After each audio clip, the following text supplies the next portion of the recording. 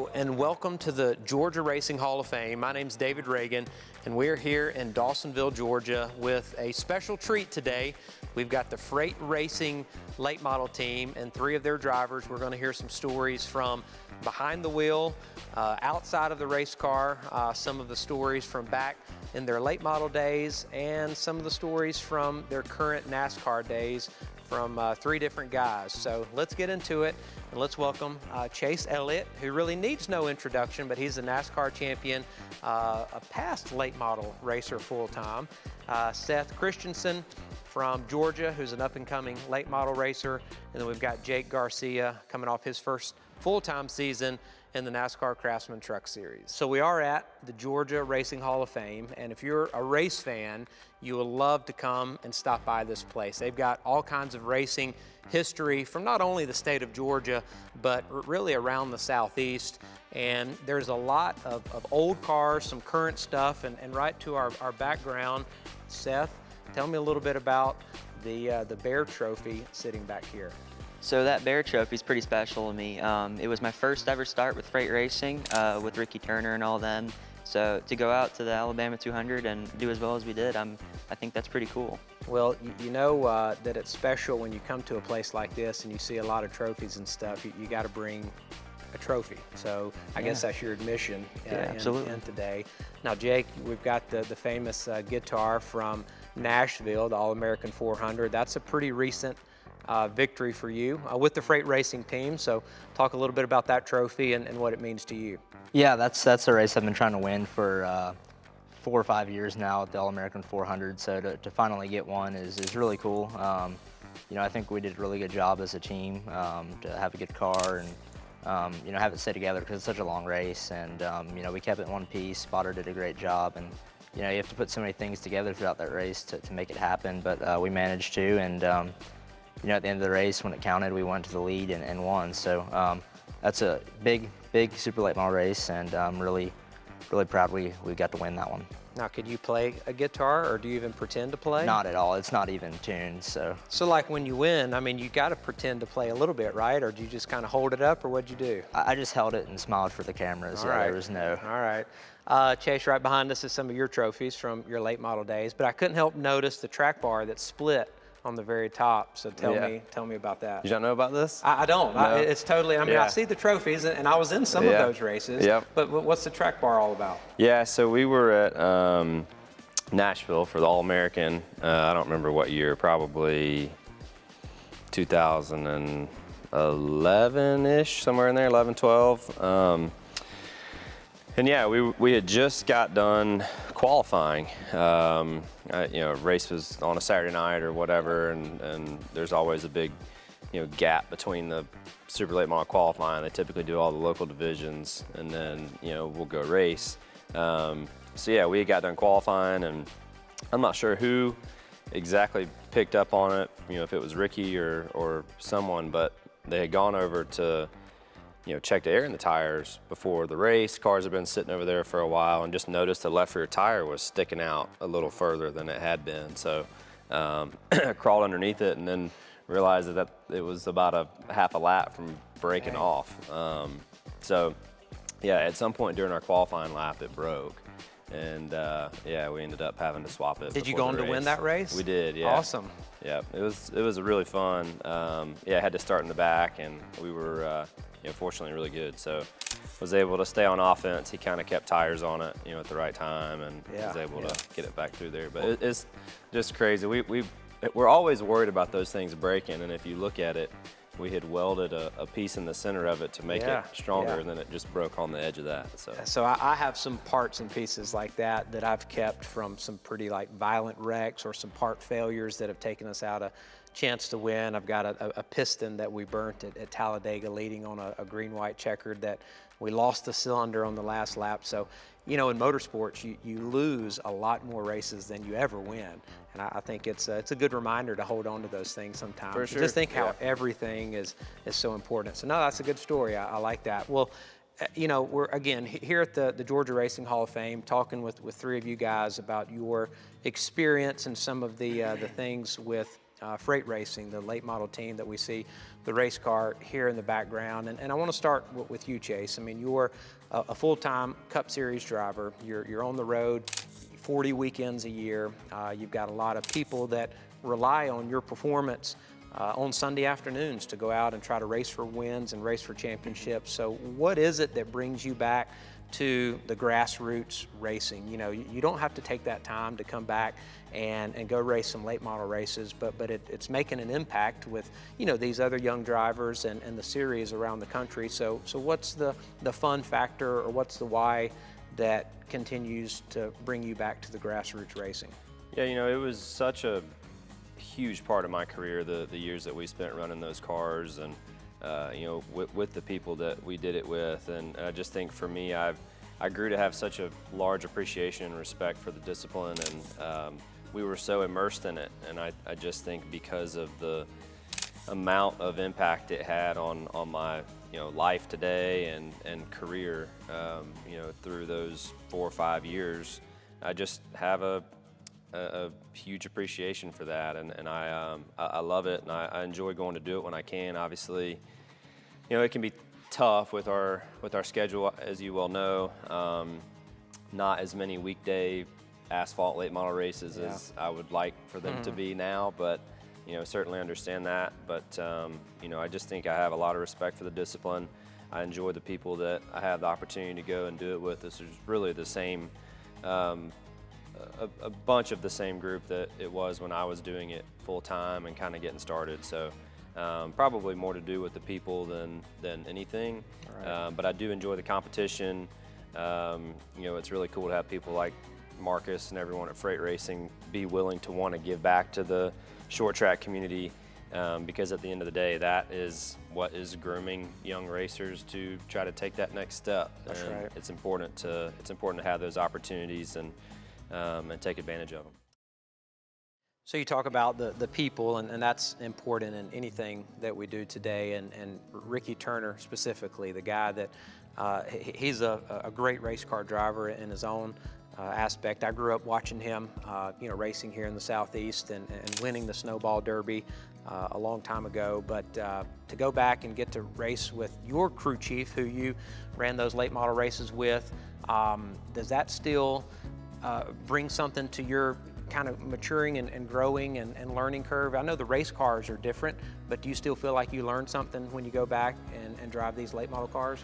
I do, and I actually think that there, you know, are some similarities today with this new car, or not so new car on the Cup side, with the, you know, straight rail late model cars like we've always run, more than it's ever been. I think for many years they were very different, and now I see a lot of the same things. I fight some of the same things on Sunday as I do when we go and run these races. So for that reason alone, I think it's worth the time, you know, just because if you can cross anything from something that doesn't count, like a Cup race does, and apply that on Sunday, I think is you know, extremely important to go and do. So I enjoy that aspect of it. You know, it's it is not always fun, for sure. You know, it's never fun when you're not doing super well, you know, in any arena. But you know, I think for us, I enjoy the process. I enjoy the competition. It's extremely tough, as these guys well know,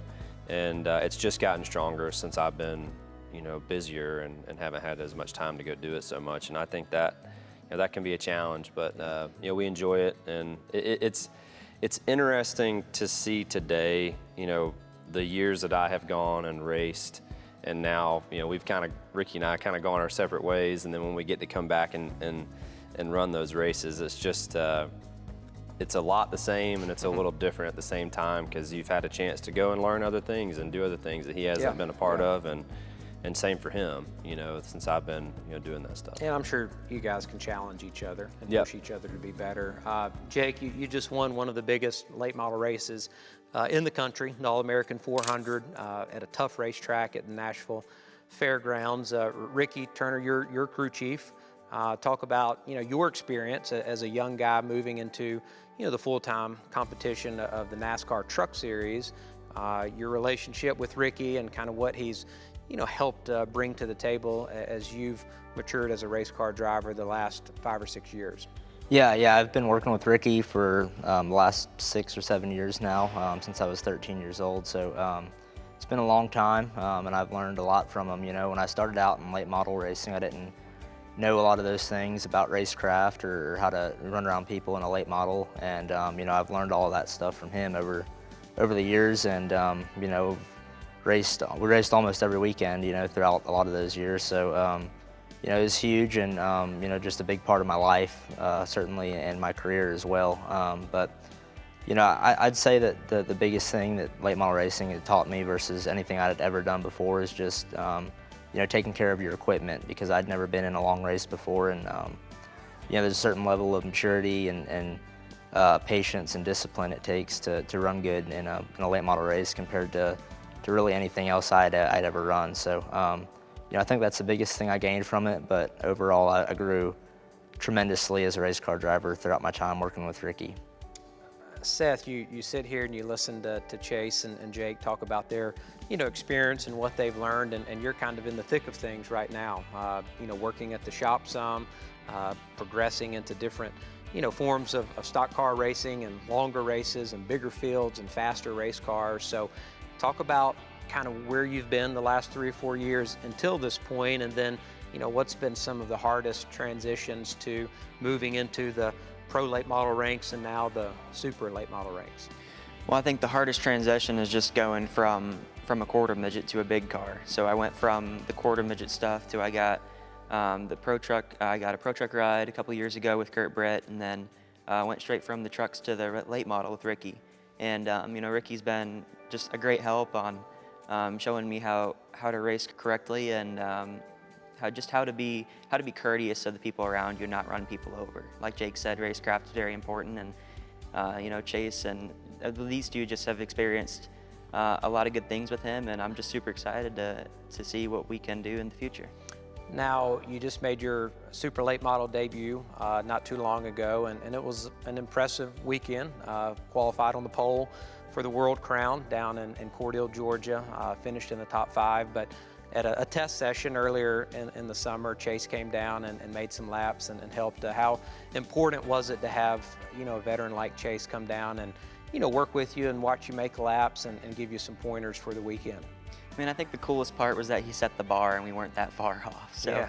We went down there and instantly, it was definitely a lot different, or it was much different than the pro stuff, obviously. You have a lot more power, and the tires are a little bit different too. So to watch Chase go down there and be pretty close to the lap times that he ran, and then go down for the race and do as well as we did, I think that's a success no matter where we finished.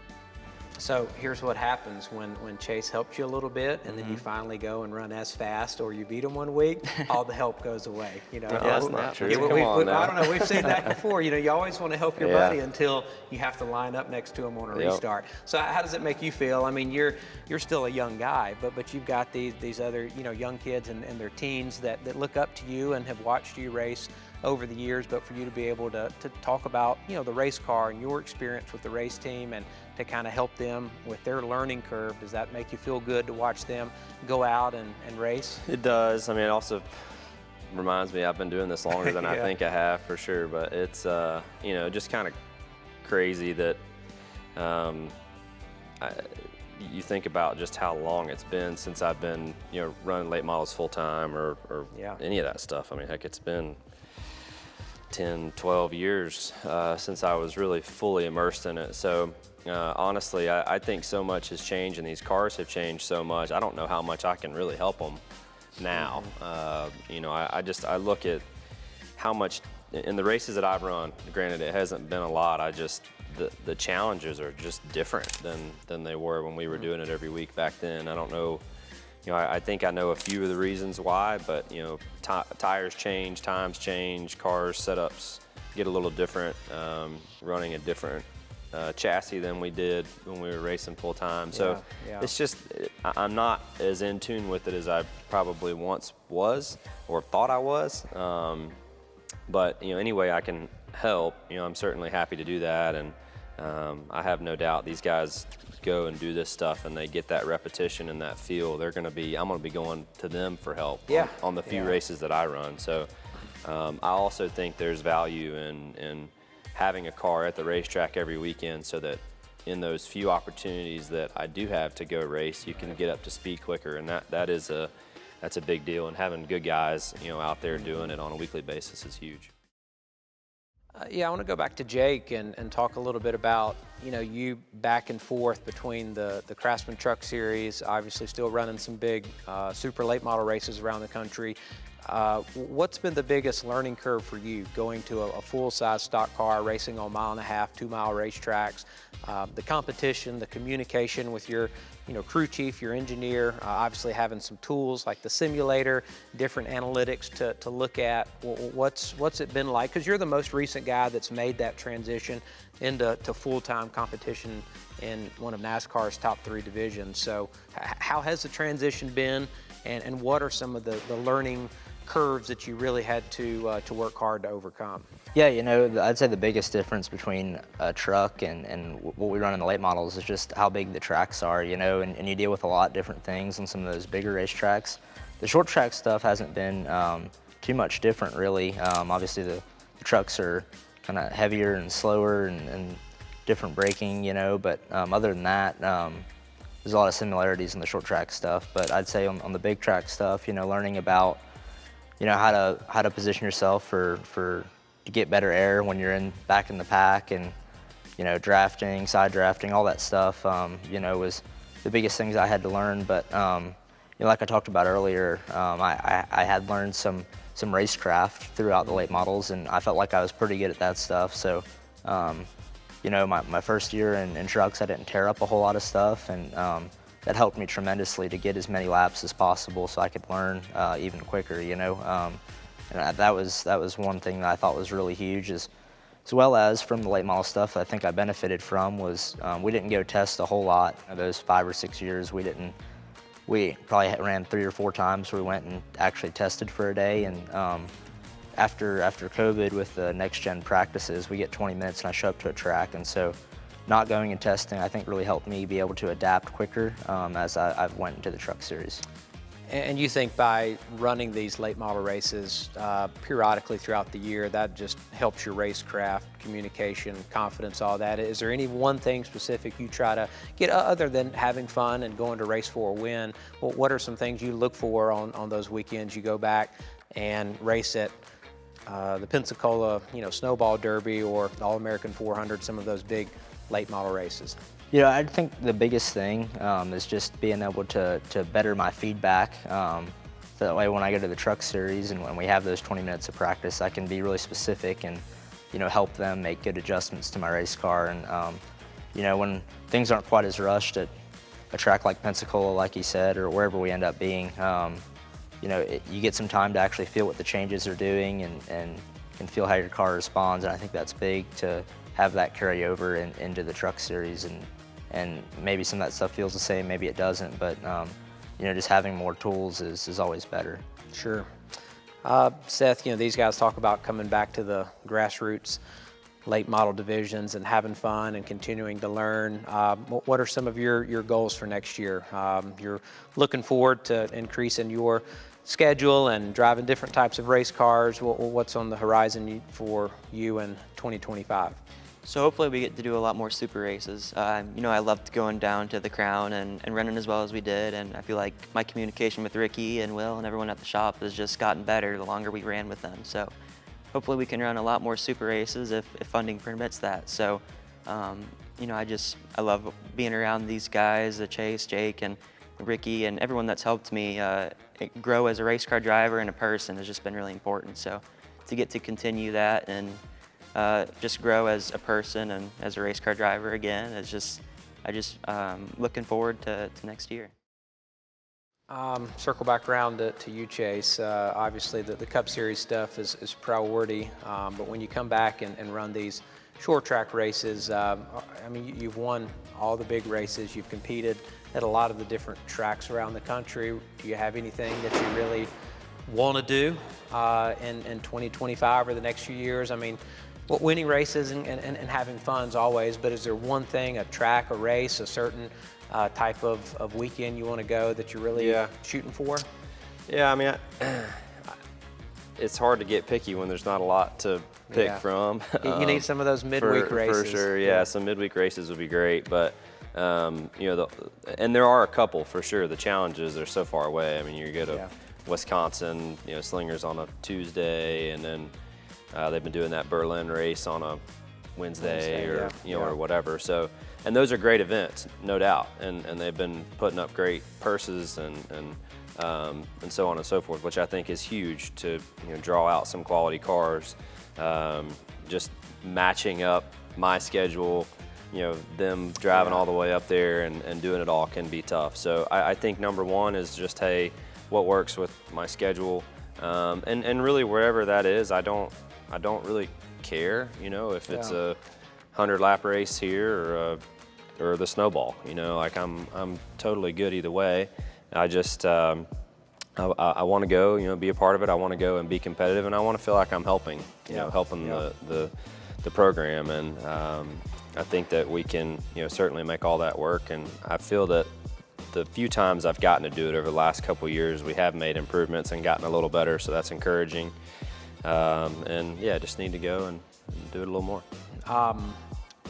The Elliott name has a rich history in motorsports, a lot of credibility with your grandfather and your uncles and your dad, and certainly you, the way you conduct yourself, and how important is it to be associated with a group of guys like Freight Racing and Ricky and Matt and Marcus, those guys that you choose to have your name associated with that group, and it's something that I know makes you feel proud, but talk about that relationship and the amount of respect you have for the personalities that are sitting here today, the other drivers and the guys that make this happen. Yeah, no, for sure. I hope the feeling's mutual, because I am proud to be a part of it. And I think it kind of comes back to what I was saying a second ago. I want to feel like I'm helping. I'm at a position in my career and in my life where I feel like I have the experience now to do that. And I want to make sure I'm doing my part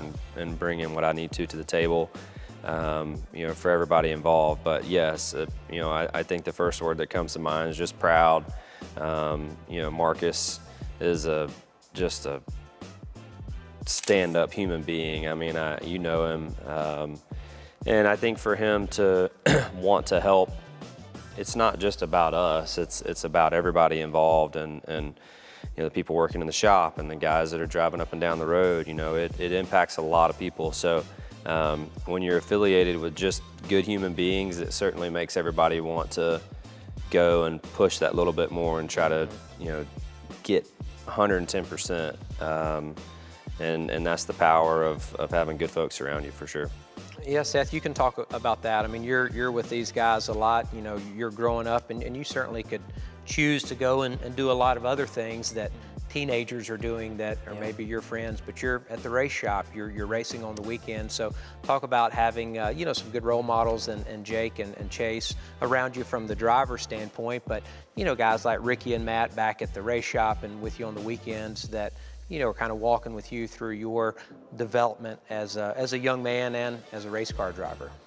Yeah, so it really starts with these two guys, and just wanting to be the best race car driver I can, and also become a great human being on the way is definitely on the list there. Just being around Marcus, like Chase said, he's just again a stand-up guy. He's just done everything for me and my brother and my family, and these guys as well as Matt and all of them. And it's just really important to be involved with those kinds of people. Matt's been there since day one of the big car stuff. He's helped me out every step along the way, and I'm just super excited to see where this goes and for the future. I really hope to go hopefully into the NASCAR side of things. If that doesn't work out, staying in the short track stuff's cool too. I really like working with Ricky and Will, and hopefully we can just build off of what we already have. Jake, how does it feel to kind of be a role model for some younger drivers and working with the team that you've had a history with? And you're getting old too. Yeah, is what he's you're saying. still a young guy. I feel like the young guy Yeah, still, you're still a definitely, young guy, but but yeah, you have someone that looks up to you, but also you're right in the middle of it. You can remember those days a couple of years ago, you know, just thinking and trying to work on a plan to get to the top divisions of NASCAR. Now that you've kind of seen that transition, you have made that leap. So how does that make you feel? I know it's got to make you feel proud, but then also to have some other guys like Seth kind of following in your footsteps. Yeah, it makes me feel old is how it makes me feel. Well, but, newsflash, you're not old. You're still good, but that's okay. Yeah, I'm just, you know, proud of what we have at Freight Racing because everyone is just such great people, like these guys have said. And, you know, I feel like when you're Seth's age or maybe even younger or just right around there, you're really growing as a person a lot. And I think it's a really influential time. And, you know, I remember when I was working with Ricky and all those guys that helped mold me into the person I am today. And I think you end up, you know, if you're around bad people, you're going to not be such a great guy. And if you're around good people, you know, that's someone good to learn from. So, you know, I'm going to try to be that for you know, the younger guys coming up, you know, and just conduct myself in a way that I can be proud of. Jake, you get to go race in the Craftsman Truck Series. You've got a lot of people watching on TV. You've got crew chiefs and engineers and car owners that are watching over your shoulder when you run well or you don't run well. When you make a mistake, it's exposed where everybody can call you out on it. What's that pressure like versus going back to the short track scene where you still have pressure and you want to perform, but it's a little different environment. So talk about the two environments between your NASCAR job and going back to the short tracks. Yeah, it's you know, it's a lot different.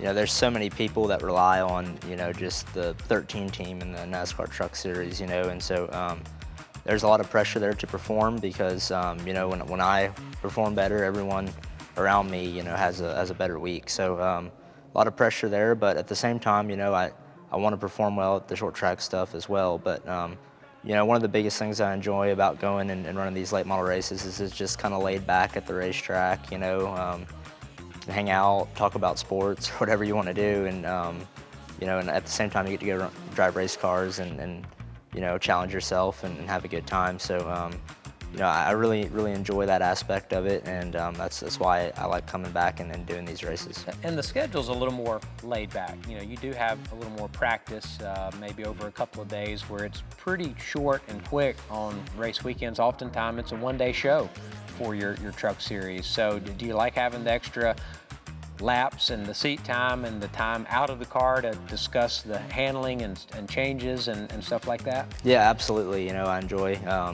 being able to turn some wrenches on them too when I can. You know, they don't really like it when I do that on the truck stuff anymore, but you know, I just really enjoy the atmosphere at the short track stuff. You know, you don't have Q&As to go do, and you're not running around all day out of breath, and you know, you get some time to think about things and run some practice laps and really go through your process. So I enjoy that, and you know, hopefully I can apply some things I learned in the late models to the trucks and vice versa as well. We'll see if Matt can sign you up for some Q&As down in Pensacola. I think we need less practice. Less practice at late model races too, because you know, that stuff's just helping you down the road. You know, and I think that you know, for me, having transitioned from, you know, an hour of practice on Friday and qualifying Friday night, and then having 2 more practices on Saturday and then a race on Sunday, that was all a lot like late model racing. So, you know, drug out for 3 or 4 days for 100 laps. And, you know, I look at just the model and the system, and that's not helping you be ready for 20-minute practices and a qualifying session that comes up like 10 minutes after that.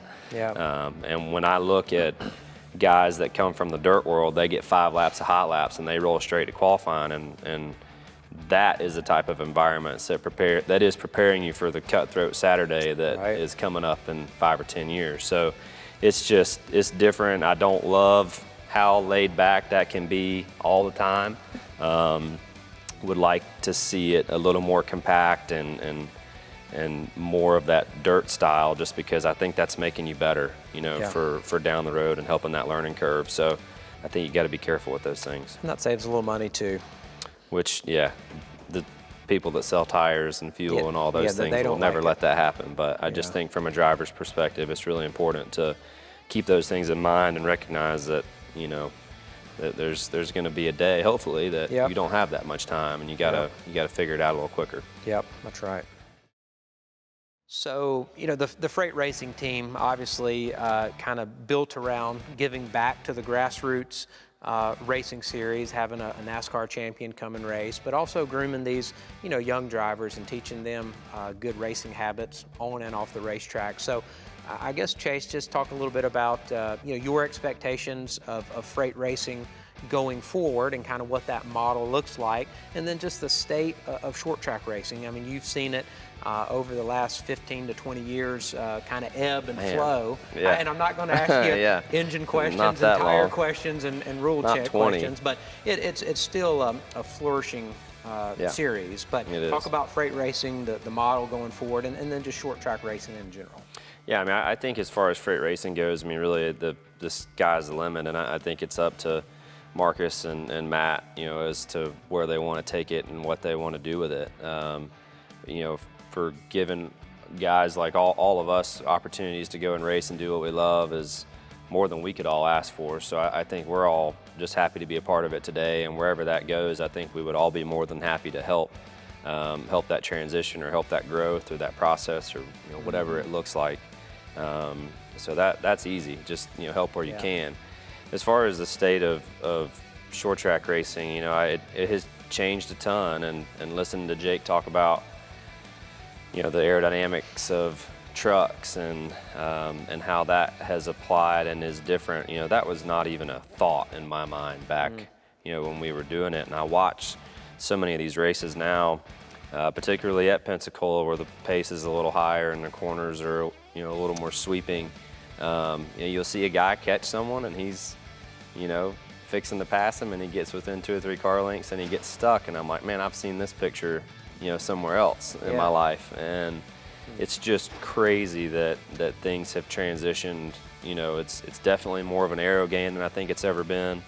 You know, the attitudes of the cars, how the bodies are mounted on the cars. I mean, all that stuff has just trickled down to where I think it makes a huge impact. The spools, you know, from a rear end perspective versus, you know, we ran Gleasons back in the day. You used to could run, you know, Gleasons or lockers, and we would kind of flip back and forth on that depending upon the racetrack. And now having to run a spool all the time, you know, the emphasis on tire sizes and making sure you have your stagger right, and how you treat them on that first run on the racetrack to how much they're going to survive later. All those things matter way more than they ever did. And I never thought anything about that, you know, back when we were doing it all the time, just because we had a good system, and the tires seems to be pretty consistent back then. And you were thinking about it, but it wasn't your center point of attention like it seems like it has become now. So definitely different, and I think that is also some of the draw for me, you know, not being in it every weekend. Just the draw and the appeal of that different challenge, I think, is refreshing for me, and I enjoy that. But from the outside looking in, the weeks that I'm not a part of it, it seems like it's in a pretty good spot. That there's guys in different parts of the country that are giving good opportunities to young racers, you know, like Marcus is doing with Seth and with all of us. So I think that, you know, for us, you know, trying to take advantage of those opportunities and contribute where we can, and hopefully keep the state of, you know, the late model world and short track racing in a good spot. Yeah, I mean, from my perspective, I think the technology from the top divisions of motorsports has trickled down to the short track scene. I do agree, you know, 10, 12 years ago, you didn't think about a lot of the things that you're going to be thinking about, you know, aero and attitude, and obviously you've got more data points now with you know, different types of timing and scoring and dartfish at the racetracks, and just a lot of those analytics that you didn't have access to a long time ago. And so I think that the young driver today has a lot more at their fingertips to not only help them learn, but they can be critiqued so much more, but because, you know, they're under a microscope, and the technology and the race cars that's sitting behind you that you guys will race, a lot of that same stuff is bolted on these NASCAR race cars on a weekend. So yeah, Seth's getting a first-hand experience. But when he does strap into a big car and you sail off into turn one at 160 miles an hour in dirty air, you say, oh, I do know what they're talking about when they say I can't catch him. Yeah, it's just crazy, you know, how much some of those things have changed over the years, and then, you know, from the last generation Cup car to this generation, and just how the air is different, and you know, you don't see cars getting sucked around on corner entry like you used to. You know, the right side's not being quite as important. Just all that little stuff is, you know, it ends up adding up, and each step of the way that you learn a little bit here or there is just helping build that notebook, and just those little thoughts in the back of your mind that tell you, you know, what to do and what not to do in 10 years or in 15 years. And I think that's the difference maker, those little things, because as technology comes in, it allows everybody to see that, and it kind of tightens that box for what you can do on your race cars. You talk about different setup options and different, you know, hardware and geometry that you could do back years ago. You can't do a lot of that anymore, and so all those little details, the restarts and how you take care of your tires and the decisions that you make on a restart are so important. So you're getting firsthand knowledge, and Chase is still living it every weekend on Sundays. So thank you guys. Thank you. Thank you.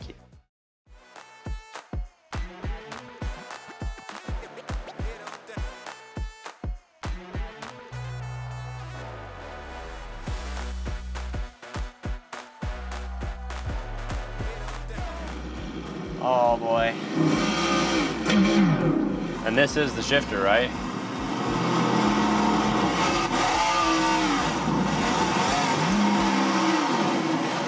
can tell I've never done that.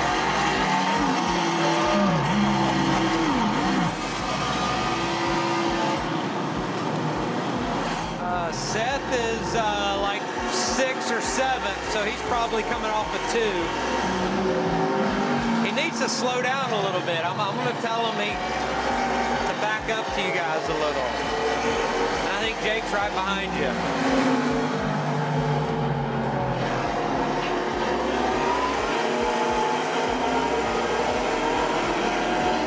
All right, so yeah, you can see.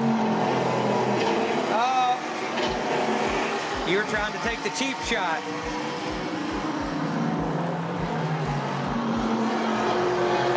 All right, Seth, you need to be a good teammate and try to back it down just a little bit, all right? All right. Don't embarrass him. Yeah, I just told Seth he needed to back it down just a little bit. He's showing him up.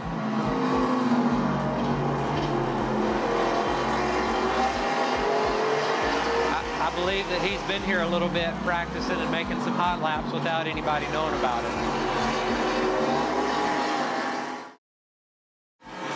Competition caution, yeah, just go ahead and throw the caution. I could not hear a thing.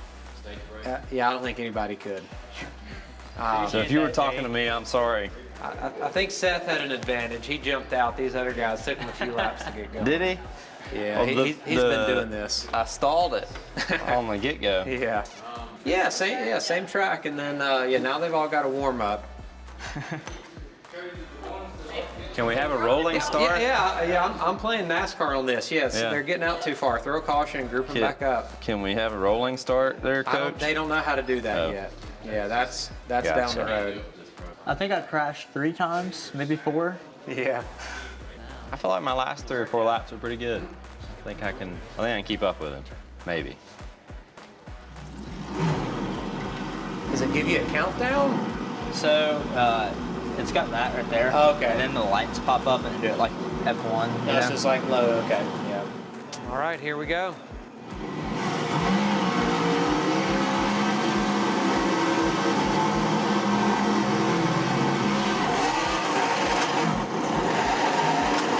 job.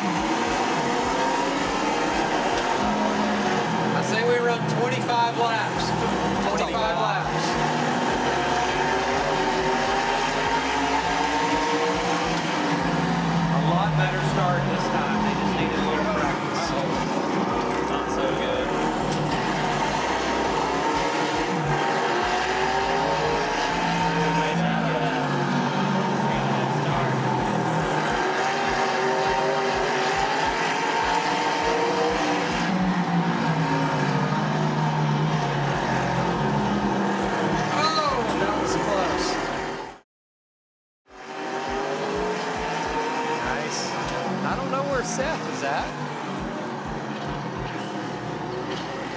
Oh yeah, he's had a bad start. You've got cars on top of you. I don't know where I am now. Oh, you had to come in. Oh boy. This is not ideal. I know, yes, Seth's not ideal, but now you get to go out and just try to make a show here.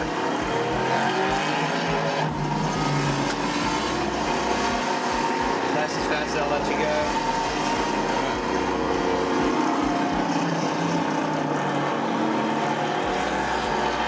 Yeah, so it looks like the experience will prevail.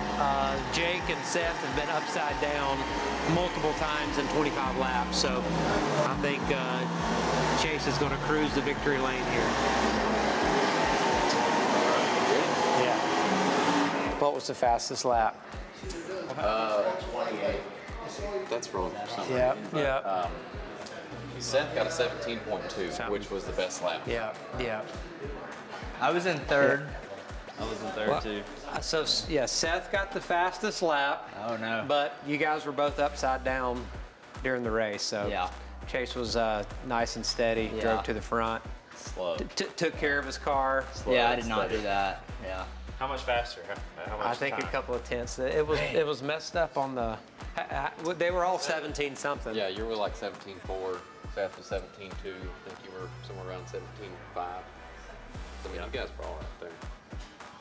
Well, there you go. There you go. Yeah. Yeah. That's fun. Yeah. Those things are actually pretty good. Yeah, y'all were bouncing around, and like, did Yeah. the steering wheel have some shake or something? Or Yeah, did It it look just a like it would lot get of, really loose on entry pretty bad. Yeah. Do you have a sim rig at your house that you? No, I've Play on. just got a little Logitech something wheel on the simple. desk there, Now, do office chair. You play with it a lot? Oh yeah, all the time. iRacing, anything I can get my hands on. Yep. How about you, Jake? You iRace? I don't do a whole lot of it. No. Yeah. No. Messes me up.